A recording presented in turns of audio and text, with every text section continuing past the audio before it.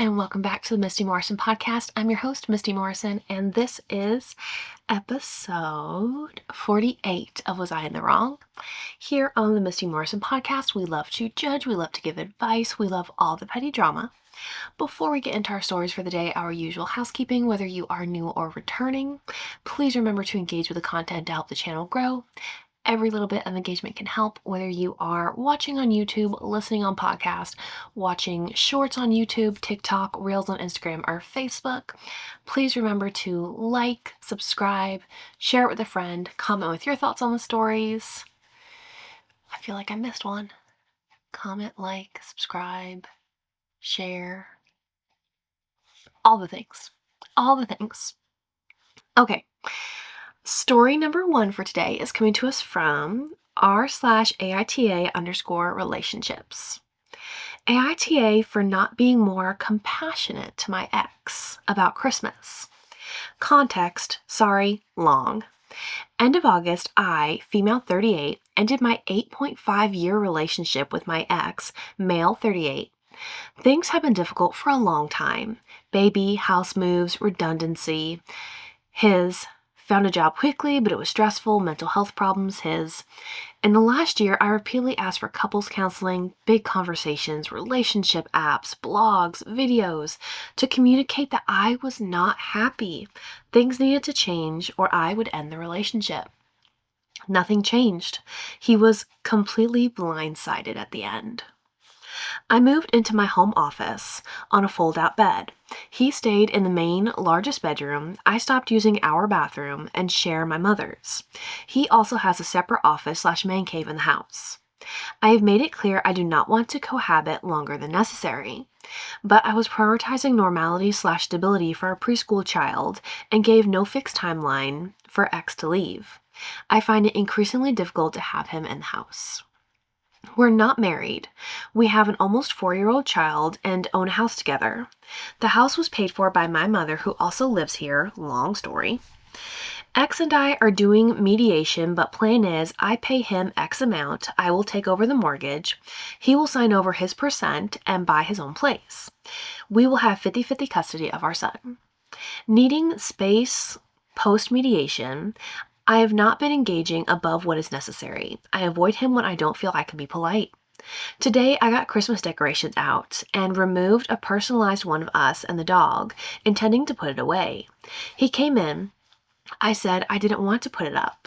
He said throw it away. X told me I was cold and cruel. I said I didn't understand. He later sent me, I know this is hard for you too, but the difference is this is something you wanted and something that is happening to me. I'm not happy about the agreement. I'm not happy about any of this. It all fills me with a deep sadness. When I look at houses, all I can think of is that first night alone. I'm really struggling to stay positive through all this, and I'm working so hard to keep things together in a very difficult situation and time of year. It's not about the decoration. It's the whole thing. It's thinking about a Christmas where we're not together. It's the morning of the hope and happiness I used to feel and the way I used to look forward to this time of year. Please, with this in mind, show me a little less anger and contempt and a little more compassion. There's no reason that just because you're ready to move on, you have to be cold and cut off to my feelings and perspective.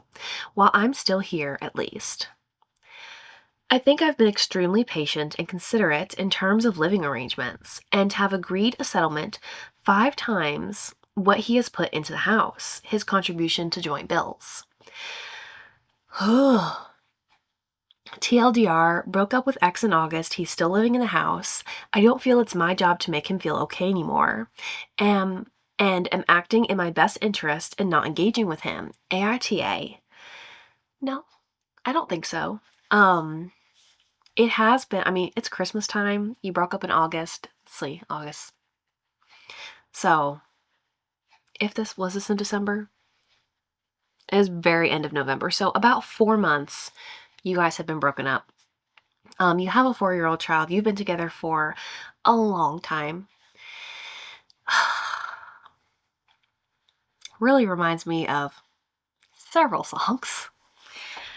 I feel it's very common that there's some saying somewhere about women seem to get over a breakup faster because they already mourned the relationship while they were in it, versus men don't until it's really over.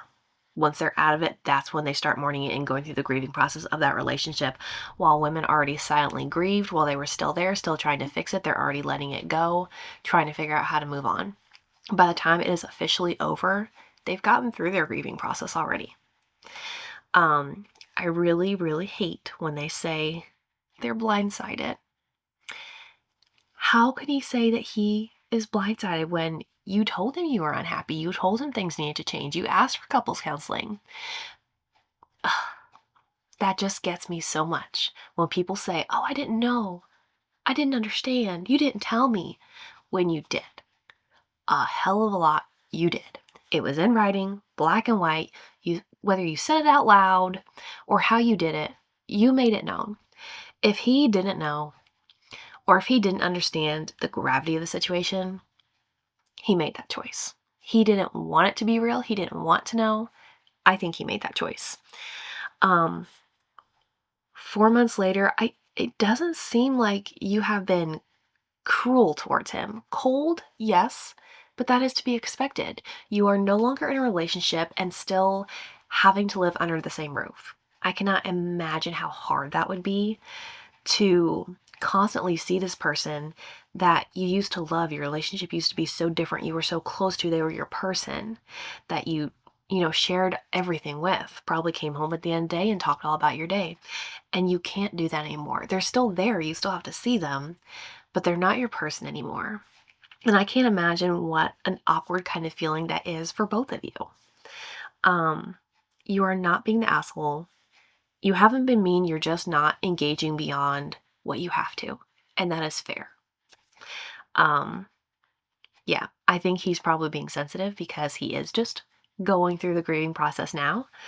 But no, you're not wrong. You're right. You are protecting your own emotions and your own mental health. And that's the right thing for you to do so that you can continue to move on. Whoa, we started today heavy. Okay, story number 2 is coming to us from r/AITAH. AITA for taking out my AC. Trigger warning for abuse. I, 23 female, came up to my parents for Thanksgiving. The AC in my room was moldy as hell. My dad had taped a bunch of insulation tape around it, but I was actively getting headaches from it. My dad wasn't home, so I asked my mom if I could take it out, and she said yes. I did and left it in the hallway to deal with later because that's where she told me to put it. Well, my dad found out and started yelling at her, slamming things, this is common for him, and basically saying, don't let her touch things that belong to me.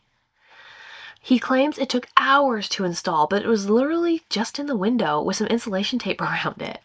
He then went on to say it wasn't mold, just dust, despite the fact that it looked exactly like other reported moldy ACs on multiple websites. He said I should have just dealt with it instead of touching it and ruining hours of hard work. He also then said I should put it in a plastic bag, clean it. Everyone online says you need to do it outside, and it's like 33 degrees Fahrenheit here. Reinstall it, pay him for a new AC, and other various things. Okay, he's gone a little cuckoo for Cocoa Puffs. He's been very passive-aggressive over it for multiple days, and it's seriously making me consider not returning for Christmas, since a fight like this always happens every single holiday we spend as a family. Nobody spends time in my room when I'm not here, and it's the beginning of winter. My headaches basically disappeared after one day without it in my room, but he said I was imagining it. So the crux of this is he'd rather his daughter breathe in mold and be in pain than he be inconvenienced. But maybe I'm accidentally undermining him. So, AITA? No. This is so weird.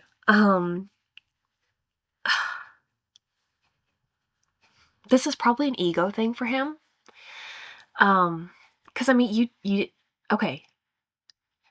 Based on your age and the fact that your mom and dad are still together, I imagine that they jointly own this house. She told you you could take it out, so it should be fine that you take it out. Also, with it being 33 degrees, why is it still even in the window? It makes sense that you would take the AC out of the window in the wintertime to preserve heat better. That makes sense to me. The way he threw a fit, ugh. So the only thing I can think of here, where you say maybe I'm accidentally undermining him. So one time, my husband, the sprayer on the kitchen sink, it wouldn't work.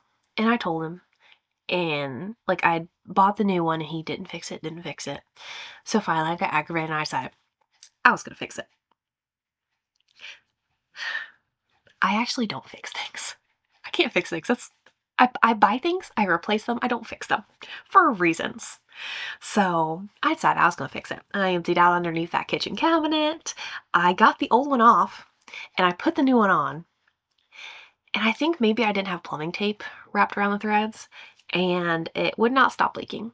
So when he got back, I had to tell him that, hey, I kind of did it, but I still need help. And he was so mad. And like a friend came in with him that day, so I think that was part of it. But he was so mad and later eventually told me that the reason he was mad was because he felt like by me changing it myself, I was trying to prove that I didn't need him. When you've waited for something for 3 months, you give up hope. So I feel like that's maybe where this anger in this story is coming from.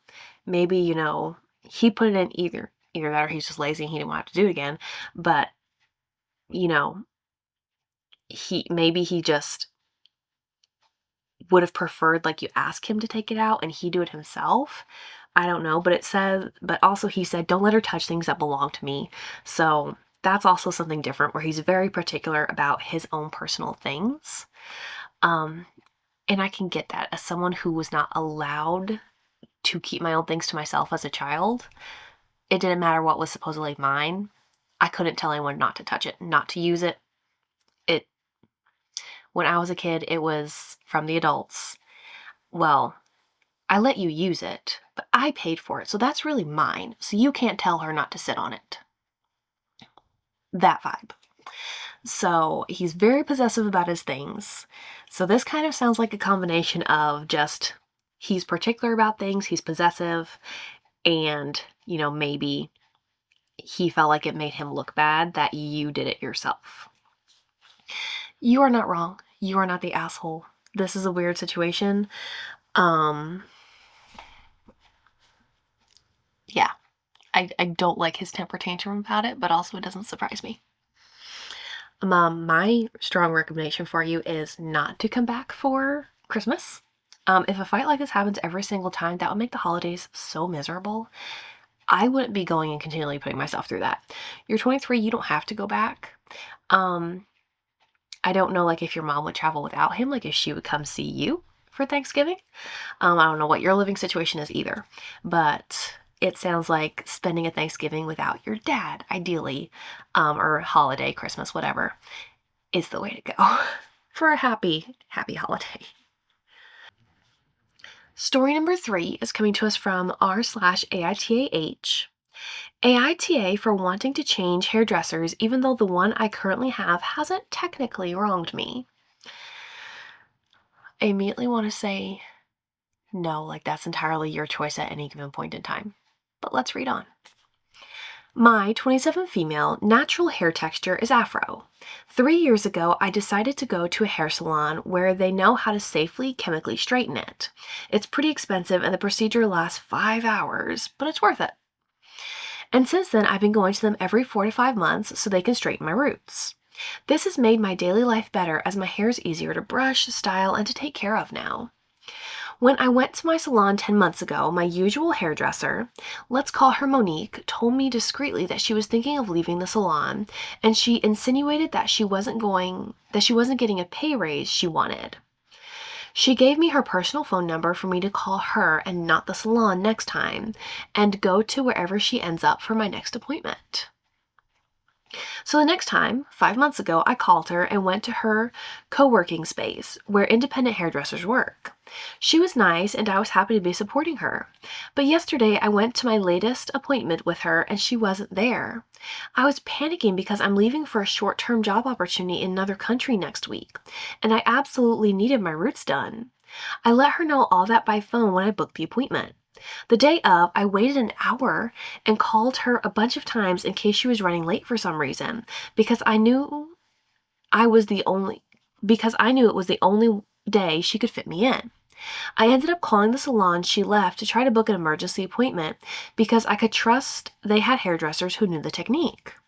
They said everyone was solidly booked for the next month. I was crushed, y'all. I mean, if you could see me, I look like a person who had short afro hair and long random strands of straight hair coming out of it. I always wore it up the last few weeks to hide this. Then, one of the other independent hairdressers there said she would be free soon and she could do my roots.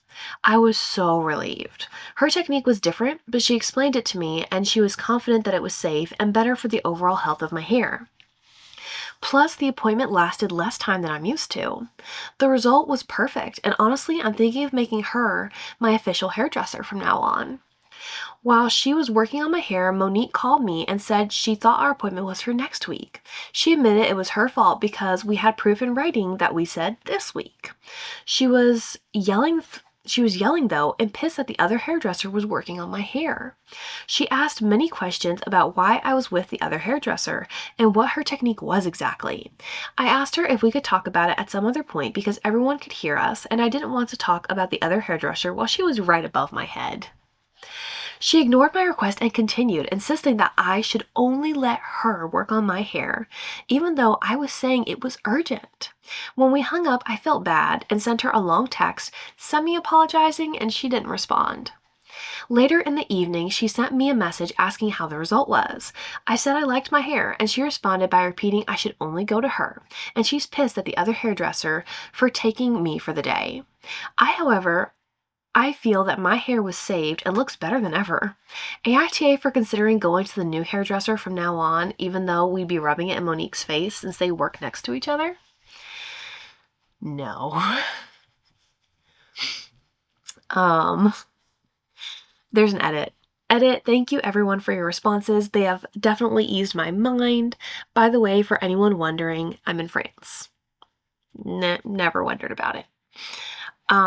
The first comment, just because I could see it when I scrolled a little bit, says, NTA, your original girl messed up, and you may have found a girl who does a better job. It may just be awkward for you if you go to her from now on while your previous hair girl is working also in the same shop. Exactly. Like, this was a problem that your original hairdresser created, not managing her own schedule. That fully on her. And the fact that she couldn't just be apologetic on her end and let it go says a lot about her professionalism or lack thereof. The fact that she was yelling, she was mad.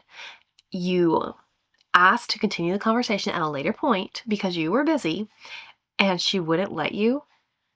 Unacceptable, unprofessional, bad for business. I don't think, she should necessarily lose your business because of one scheduling error, but I do think her response is the reason why she should lose your business. She was unprofessional, one, in forgetting the appointment. Mistakes happen, I get that. But her reaction, it's not even a response, it's a reaction. And she doubled down. She not only reacted angry and negative, but just continued, even in conversations after the event, that you should only let her work on your hair. Like, she's trying to scare you into only letting her work on your hair. I don't like that. I don't trust that. You had to fix a problem that she created when you couldn't get an appointment before you had to leave for the short-term job opportunity. Someone said, hey, I can fit you in. It's going to be shorter for you. Someone else said, hey, I can fit you in. It's going to be a shorter appointment. It'll be safe for your hair. You gave it a shot and it worked out great. Like, it seems like this person was nice. She treated your hair well. You were happy with the way your hair turned out. Honestly, based on this whole debacle, there's no reason why you shouldn't switch to this new girl. Hopefully, Monique will learn a lesson from this about professionalism and how to respond when things don't go your way. You are right. Story number 4 is coming to us from r/Am I the jerk? Am I the jerk for refusing to let my parents stay at my place after what they did to my dog? I am 28, live alone with my rescue dog Max, who's basically my little goblin child. My parents like him in a very casual way, but they also think I baby him too much. They came to stay with me for a long weekend, first time since I moved out of state. Before they arrived, I told them again that Max has a super sensitive stomach and he is on strict food only his vet approved. First night, I went to shower, and when I came back, my dad was laughing and feeding Max leftover steak fat and fries from his plate. I snapped, told him to stop. He rolled his eyes and said a dog needs real food and that I am nuts. That night, Max puked on the rug twice and had diarrhea all over my hallway at 4 in the morning. Ugh. My mom complained that the smell wrecked her sleep and made jokes about my dog being defective. I was cleaning and crying and honestly so mad. The next day I told them they could finish the weekend in a hotel and that they were not staying over again unless they respect my rules with Max. They left early, called me ungrateful, and now my sister says I overreacted and humiliated our parents. Am I the jerk here? No. How are you supposed to be the ungrateful one when you invited them to come stay at your home and they couldn't follow one simple rule? One simple rule: don't feed, the dog has a sensitive stomach. He sees a vet for this issue. They couldn't just trust you and believe you that there are reasons he's on special food. No, they completely disregarded everything that you told them about it. And they're like, it doesn't matter. And then you're the one who had to pick up the pieces of their mess because they fed Max real food. He puked. He had an upset stomach, diarrhea everywhere. I would have been mad too. I probably would have reacted the same way because they caused you didn't get to sleep. You spent your night cleaning, and then your mom has a nerve to complain that the smell messed up her sleep. Your husband calls that.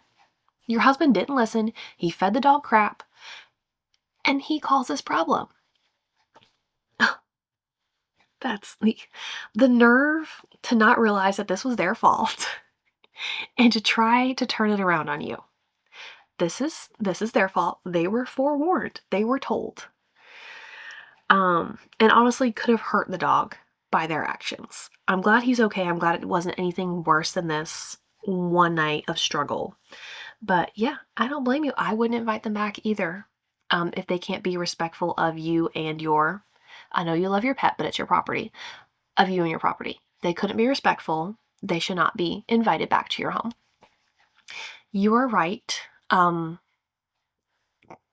Wild to me that they thought they could just come in and do this and then blame it on you. Wild. Oh, gosh. Okay, that is 4 stories and us done for the day. Thank you so much for being here for another episode of the Misty Morrison podcast, and I will see you next time for another episode. Bye.